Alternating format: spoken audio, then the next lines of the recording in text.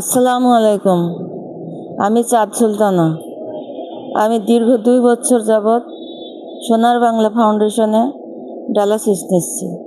এখানকার সেবার মান খুবই উন্নত। এখানকার স্টাফরা খুব যত্ন সহকারে সেবা দান করে যাচ্ছে। এই সোনার বাংলা ফাউন্ডেশনের দান প্রতি ডায়ালাইসিসে পাচ্ছি। আমি খুবই দরিদ্র মানুষ। আমার এই চিকিৎসা চালাতে গিয়ে নিঃস্ব হয়ে গেছে আমার পরিবার। আমার 3টা মেয়ে, আমার কোনো ছেলে নাই। আমার স্বামী দিন আনে দিন খায়। আমার পক্ষে চিকিৎসা চালানো আর সম্ভব হচ্ছে না। আমার সন্তানদের কোনো জিনিস চাইলে আমি দিতে পারি না। আমার সন্তানদের আমি ঠিক মতো খেতে দিতেও পারি না।